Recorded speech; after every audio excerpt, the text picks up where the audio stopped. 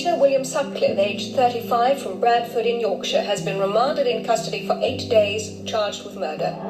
He'd been arrested with a prostitute in a car with stolen number plates and was later found to have hidden a hammer and a knife at the scene. Preceded by his wife Sonia and her father, Sutcliffe recovered.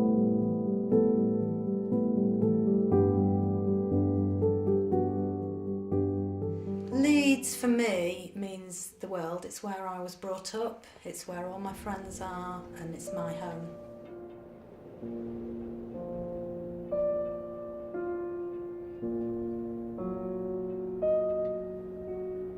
I think Leeds is a great city.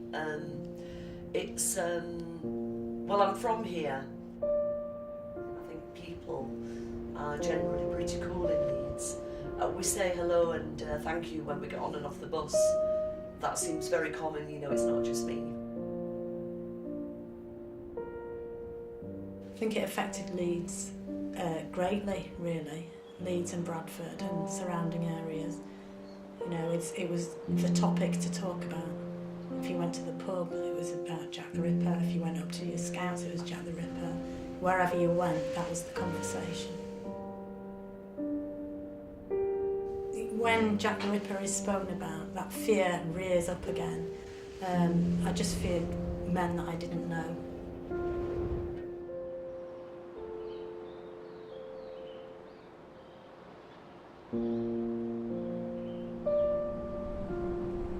Because the media and the police and most journalists at the time, and I'm only now working on memory, it's a long time ago, it was just all, well, another prostitute, another prostitute, another prostitute.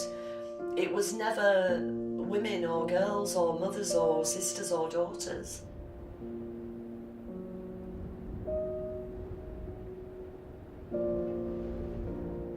I was working in a factory up Elland Road, which is obviously famous for the football ground. A chief police inspector, I can't recall his name, came in and played a tape. I do remember the tape of Jack the Ripper, well, the supposed Jack the Ripper, because it was played in assembly at school. And the tape had a man speaking with a Geordie northeastern accent, claiming to be Jack.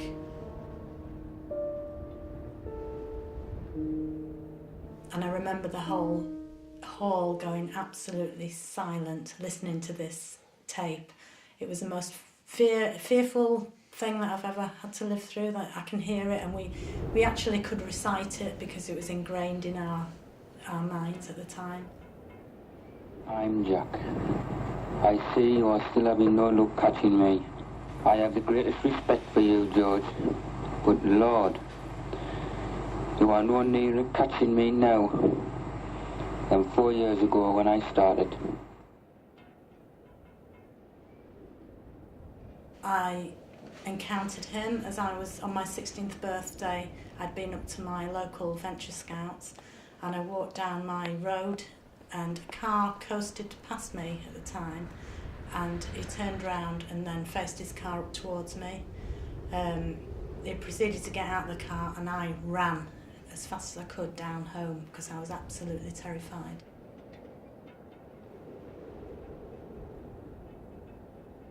But my older sister was living in Headingley at the time because she was working at the university in Leeds in a secretarial role, and I think one of the streets up there, Wood Lane I think it was where a victim was found.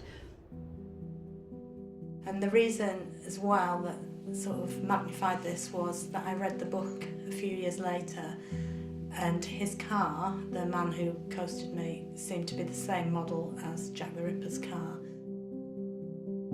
And then we all realised when we spoke about it as the days went on, that my sister had walked along there just minutes before, and those were the sorts of things that brought it home to you. I'm not sure if he named himself Jack the Ripper. He was known at the time as the Yorkshire Ripper, which got changed to Jack the Ripper.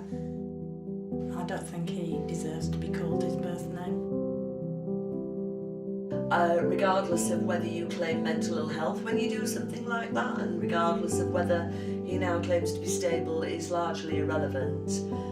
He murdered all those women brutally, filthy violence, justified it to himself, and frankly it just won't do.